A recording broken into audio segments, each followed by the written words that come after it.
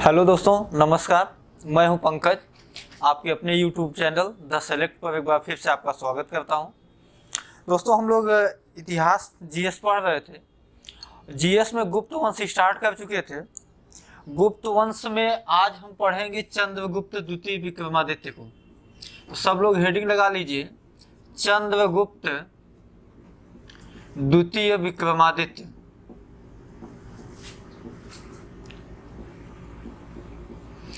जिसका शासनकाल था 375 ईस्वी से लेकर 415 ईस्वी तक। देखिए, चंद्रगुप्त द्वितीय विक्रमादित्य से पहले हमने आपको पिछली वीडियो में रामगुप्त की ऐतिहासिकता के विषय में बताया था।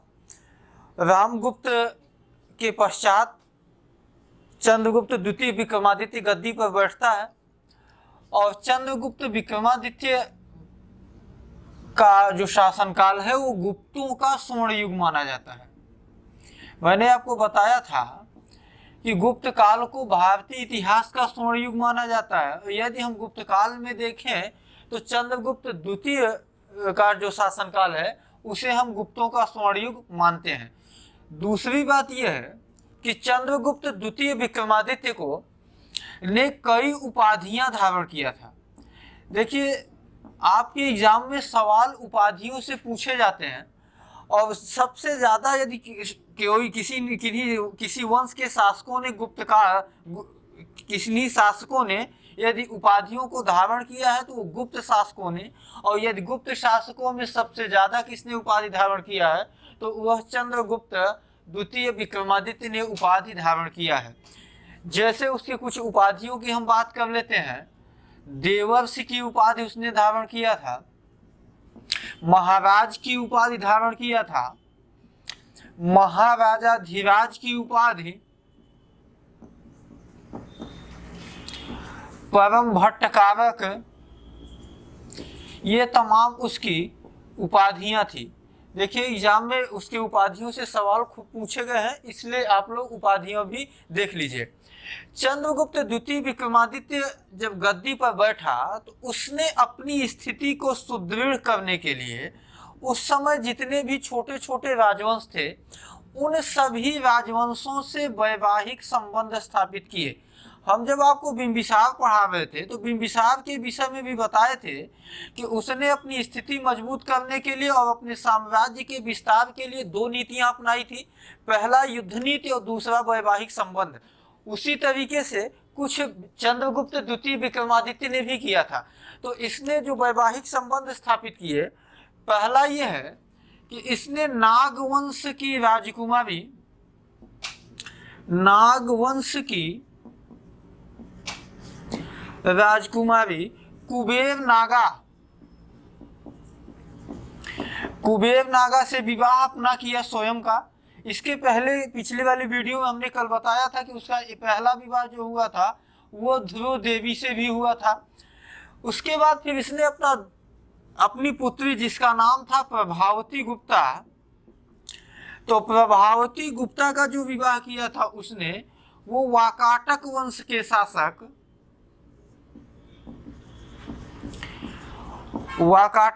के शासक रुद्रसेन द्वितीय से किया था। उसके बाद तीसरा विवाह इसने अपने पुत्र कुमारगुप्त का, कुमारगुप्त जब गद्दी पर बैठता है तो ये कुमारगुप्त महेंद्रादित्य की उपाधि धारण करता है। कुमारगुप्त का विवाह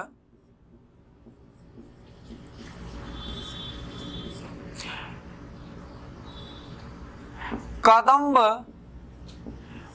वंश के शासक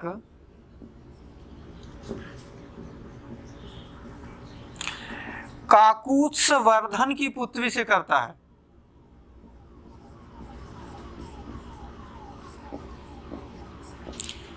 मैंने आपको कहा कि इसने कुल 3 वैवाहिक संबंध स्थापित किए थे। ये 3, एक नागवंश से स्वयं का विवाह किया, वाकाटक वंश में अपनी पुत्री का विवाह किया, और कुमारगुप्त जो उसका पुत्र था उसका विवाह कदम वंश के शासक काकुत्स वर्धन की पुत्री से किया। इन विवाहों के परिणाम स्वरूप या इन तीनों विवाहों में उसके सर्वाधिक जिस पर आपको फोकस करना है वो है वाकाटक वंश के शासक रुद्रसेन से उसकी पुत्री का विवाह। देखिए हुआ क्या कि जब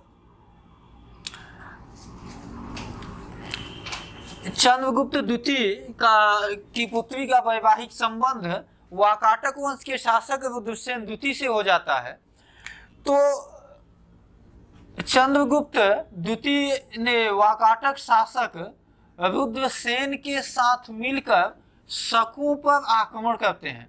तो शकों पर आक्रमण के पश्चात यह शकों का उन्मूलन किया, यानी कि भारत से उनकी सत्ता पूर्णतः समाप्त किया।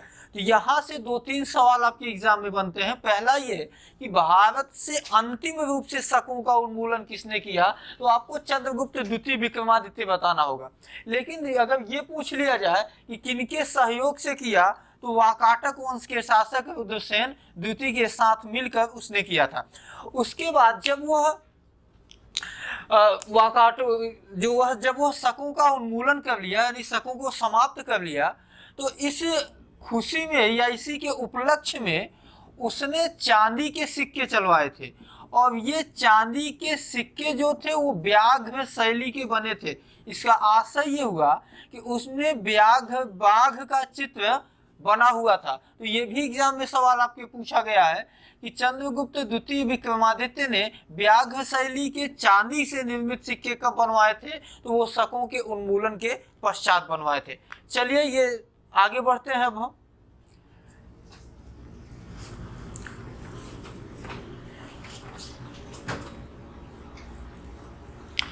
आप लोग दिल्ली में मेहरौली लौह स्तंभ का नाम सुने होंगे। तो दिल्ली में जो स्थित मेहरौली लौह स्तंभ है,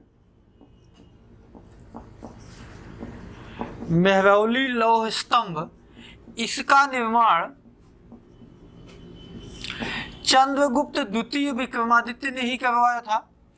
मेहरौली लौह स्तंभ जो है वो कुव्वत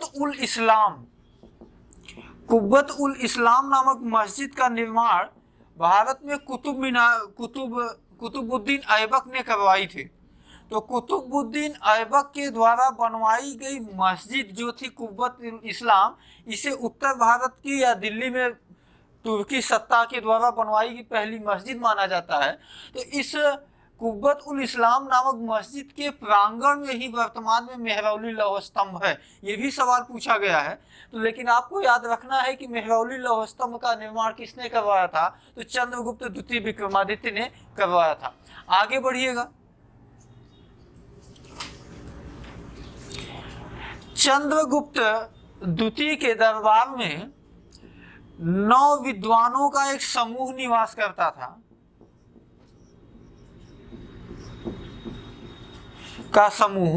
जिसे नवरत्न कहा जाता है। देखिए संपूर्ण इतिहास में ऐसे कुल 4 शासक आएंगे। एक आया चंद्रगुप्त द्वितीय विक्रमादित्य जिसके दरबार में नवरत्न थे। उसके अलावा एक शासक और आएगा अकबर के भी दरबार में नवरत्न थे, 2 हो गए। उसके अलावा 2 और शासक, एक नाम याद रखिएगा शिवाजी के दरबार में जो रहते थे उनको कहा जाता था अष्टप्रधान, जो विभिन्न क्षेत्रों के, एक तरीके से कह लीजिए कि शिवाजी के दरबार में जो अष्टप्रधान थे वो उनके 8 कुल विभिन्न क्षेत्रों के मंत्री थे। इसके अलावा आप एक और नाम सुने होंगे अष्टदिग्गज। तो जो अष्टदिग्गज थे वो थे तुलु वंशीय शासक कृष्णदेव राय के शासनकाल में। तो ये चारों चीजें आप याद कर लीजिए कि एक है अष्टदिग्गज जो शिवाजी से संबंधित है, दूसरा अष्टप्रधान शिवाजी से संबंधित, अष्टदिग्गज जो है वो तुलु वंशी शासक कृष्णदेव राय से संबंधित है, और तीसरा नवरत्न और एक और नवरत्न जो अकबर और चंद्रगुप्त द्वितीय विक्रमादित्य के शासनकाल से संबंधित है। ठीक है, तो इसको नोट कर लीजिए। हम साफ करते हैं फिर आगे बढ़ते हैं। देखिए इन चंद्रगुप्त द्वितीय विक्रमादित्य के इन नवरत्नों के नाम पूछता है कि इन नवरत्नों में कौन शामिल था या कौन शामिल नहीं था। तो चंद्रगुप्त द्वितीय विक्रमादित्य के दरबार के नवरत्नों का नाम हम आपको बोर्ड पर लिख देते हैं, आप लोग भी अपने नोट्स में नोट कर लीजिएगा। देखिए पहले जो व्यक्ति थे वो थे कालिदास। दूसरे जो व्यक्ति थे उनका नाम था धन्वंतरि। तीसरे व्यक्ति जो थे उनका नाम था वराहमिहिर।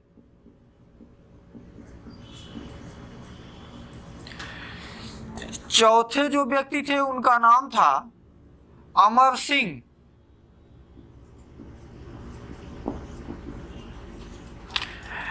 पांचवें जो व्यक्ति थे उनका नाम था छपड़क।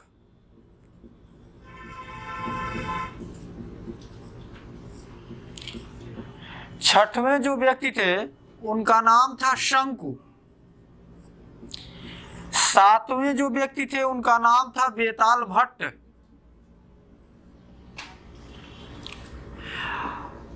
और आठवें जो व्यक्ति थे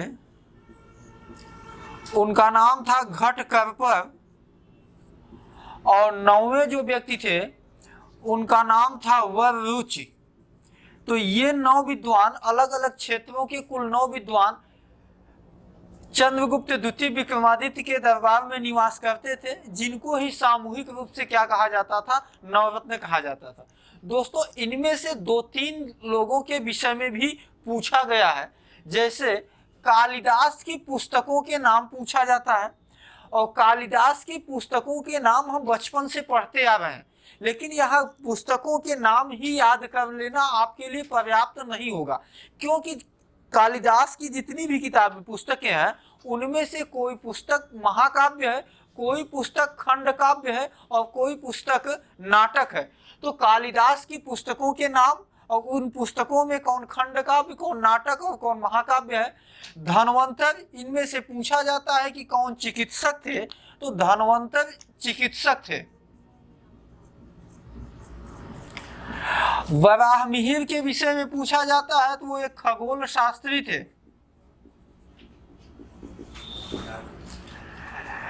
उसके बाद छपड़क, शंकु, इन सब के विषय में नहीं, आप याद करिए। फिर बेताल भट्ट पूछा जाता है कि चंद्रगुप्त द्वितीय विक्रमादित्य के सभी नवरत्नों में से कौन जादूगर था। तो आप खुद जानते भी होंगे और नहीं जानते होंगे तो जानिए कि बेताल भट्ट जो इसमें थे वो जादूगर थे। एक व्यक्ति की पुस्तक इनमें से और पूछी जाती है, वो है अमर सिंह। और अमर सिंह की पुस्तक का जो नाम था वो था अमरकोश। याद कर लीजिए, अमरकोश किसकी पुस्तक है, अमर सिंह की पुस्तक है। तो अमर सिंह की पुस्तक का नाम अमरकोश। अब आप लोगों को हम कालिदास की पुस्तकों के विषय में बताते हैं कि कालिदास की कौन सी पुस्तक नाटक है और कौन सी पुस्तक महाकाव्य है और कौन सी पुस्तक खंड काव्य है। तो आप सब अगली हेडिंग लगा लीजिए, कालिदास की पुस्तकें।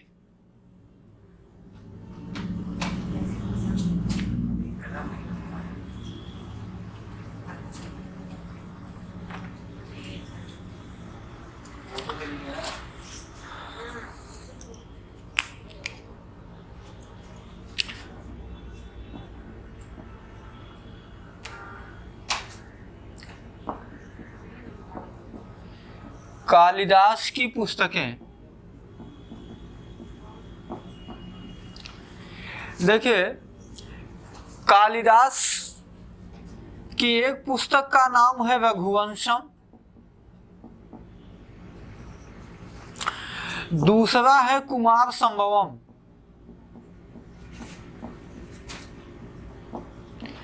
ये दोनों पुस्तकें महाकाव्य हैं। आगे बढ़िए, एक पुस्तक है उनकी अगली, मेघदूतम। उसके बाद अगली जो है वो उसका नाम है ऋतु संहारम। ये दोनों पुस्तकें जो है ये है खंड काव्य। आगे बढ़ते हैं। इसके अलावा आप लोगों ने नाम सुना होगा अभिज्ञान शाकुंतलम।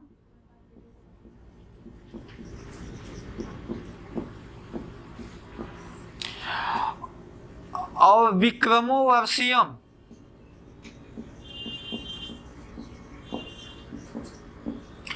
तो ये पुस्तकें जो है वो है नाटक। तो आपके सामने उनकी पुस्तकों के नाम और कौन सी पुस्तक महाकाव्य, कौन सी पुस्तक खंडकाव्य और कौन नाटक है, ये हो गया। आगे चलते हैं, अब चंद्रगुप्त द्वितीय विक्रमादित्य के विषय में कुछ और देखते हैं।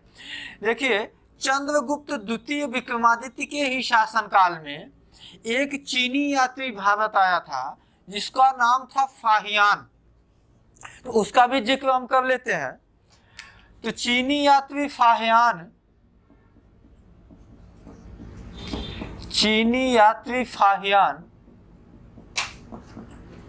वो चंद्रगुप्त द्वितीय विक्रमादित्य के ही शासनकाल में भारत आया था। चीनी यात्री फाहियान ने भारत में जो कुछ भी देखा और सुना उसे उसने एक पुस्तक में संकलित किया है, और उसकी पुस्तक का नाम पूछा जाता है तो फाहियान की पुस्तक का नाम है फोकोकी, चीनी भाषा में नाम रखा गया है। देखिए, आपको पता है कि एक और यात्री आता है वेनसांग आएगा हर्षवर्धन के शासनकाल में। हर्षवर्धन की पुस्तक का नाम सीयूकी है, वही फाहियान की पुस्तक का नाम है फोकोकी। फाहियान का शाब्दिक अर्थ होता है धर्माचार्य, ये भी जानते रहिए आप। फाहियान का जो शाब्दिक अर्थ होता है उसका मतलब होता है धर्माचार्य, यानी धर्म से संबंधित वो क्या था, एक आचार्य था। आगे चलिए, अब आगे क्या, चंद्रगुप्त द्वितीय विक्रमादित्य का जो शासनकाल था वो यहीं से समाप्त होता है। अब हम अगला शासक देखते हैं जिसका नाम है कुमारगुप्त महेंद्रादित्य। वो चंद्रगुप्त द्वितीय विक्रमादित्य का ही पुत्र था। तो इसके विषय में अब इतना ही, आप सब अब हेडिंग लगा लीजिएगा, कुमारगुप्त महेंद्रादित्य।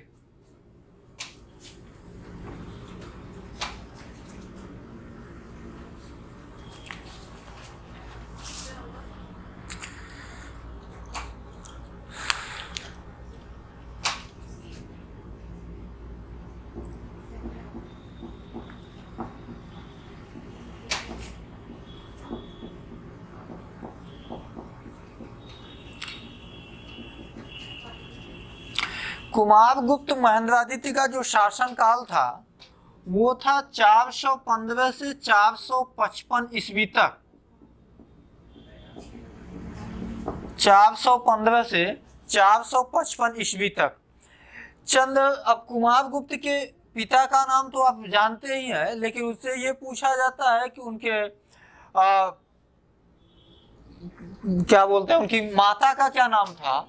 तो कुमारगुप्त महेंद्रादित्य की माता का नाम ध्रुव देवी था। इसका आशय ये हुआ कि कुमारगुप्त चंद्रगुप्त द्वितीय विक्रमादित्य की पहली पत्नी ध्रुव देवी से उत्पन्न पुत्र था। उसके बाद देखिए, अभिलेखों का निर्माण तो आपको पता है कि मौर्य वंश से ही स्टार्ट हो जाता है, लेकिन ये अभिलेखों के निर्माण की परंपरा लगभग प्राचीन इतिहास में हर शासकों के शासनकाल में रही। लेकिन इन सब में, यानी हम गुप्त काल की बात करें तो गुप्त काल के सर्वाधिक यानी सबसे ज्यादा अभिलेख जिनकी संख्या कुल है 18, तो ये 18 अभिलेख जो मिलते हैं वो कुमारगुप्त महेंद्रादित्य के ही शासनकाल से मिलते हैं। इसका आशय ये हुआ, यह सवाल इस तरीके से पूछा जाता है कि गुप्त काल में सर्वाधिक अभिलेखों का निर्माण किसने करवाया था। तो गुप्त काल में सर्वाधिक अभिलेखों का जो निर्माण था वो कुमारगुप्त महेंद्रादित्य ने ही करवाया था।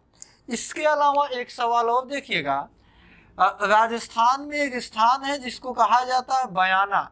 बयाना से खुदाई में कुल 623 मुद्राओं का ढेर मिला है, और ये जो 623 मुद्राओं का ढेर है जिसे बयाना से प्राप्त मुद्राओं का ढेर इसी के नाम से जाना जाता है। तो ये जो 623 मुद्राओं का ढेर मिला है, इनका संबंध गुप्त काल से है, और गुप्त काल में इसका संबंध कुमारगुप्त महेंद्रादित्य से है। आगे बढ़िए, एक से जानकारी और रखिए आप, कुमारगुप्त ने ही नालंदा विश्वविद्यालय की स्थापना करवाई थी। नालंदा विश्वविद्यालय की स्थापना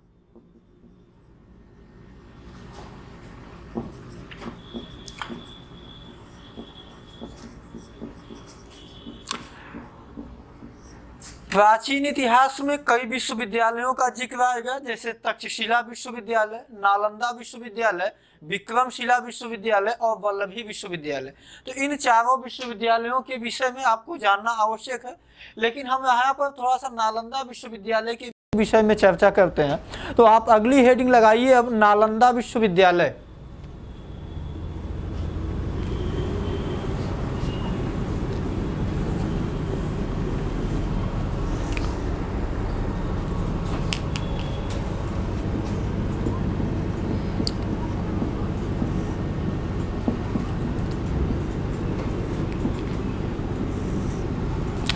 नालंदा विश्वविद्यालय का आपको पता ही है कि संस्थापक कौन है?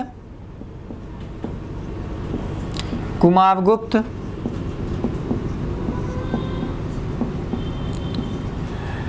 नालंदा विश्वविद्यालय के खर्च चलाने के लिए, यानी कि उस विश्वविद्यालय के संचालन में जो कुछ खर्च आता था, उस खर्च को चलाने के लिए एक आगे शासक आएगा जिसका नाम था हर्षवर्धन। तो हर्षवर्धन ने नालंदा विश्वविद्यालय को अपने साम्राज्य के कुल 200 गांवों को दान में दिया था। अर्थात इन 200 गांवों से जो मिलने वाला खर्च था या जो मिलने वाला टैक्स था, उससे नालंदा विश्वविद्यालय का खर्च चलता था। इस नालंदा विश्वविद्यालय में चीनी यात्री ह्वेन सांग ने भी शिक्षा प्राप्त किया था। ह्वेन सांग ने शिक्षा प्राप्त किया था।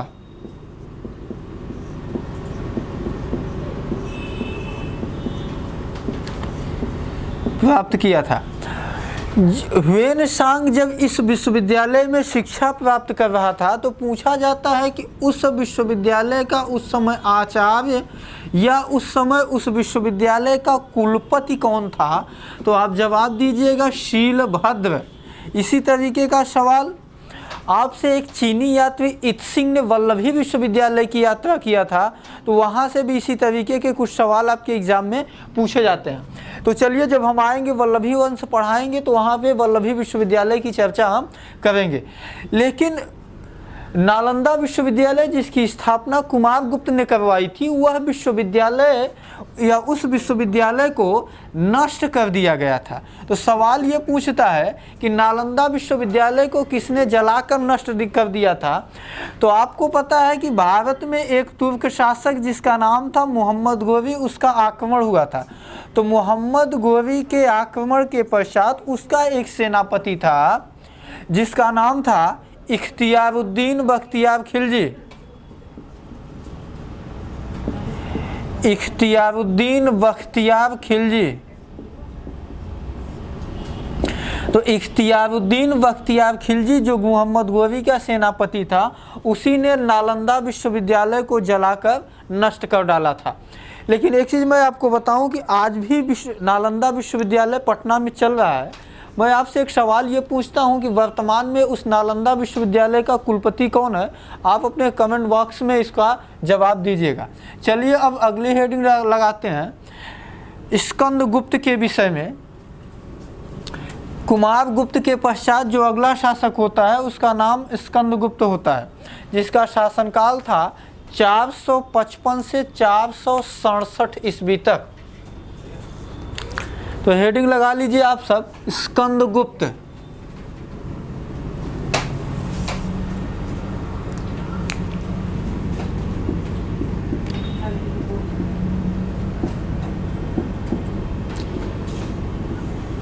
चार 455 से 467 ईस्वी तक स्कंदगुप्त, जैसे कि आप देख ही रहे हैं कि गुप्तकालीन शासकों में समुद्रगुप्त ने परक्रमांक, चंद्रगुप्त द्वितीय ने विक्रमादित्य और कुमारगुप्त ने महेंद्रादित्य, उसी तरीके से स्कंदगुप्त ने क्रमादित्य की उपाधि धारण किया था। इसके शासनकाल से केवल 2-3 बातें आपको याद रखनी है। पहली यह है कि हुणों का आक्रमण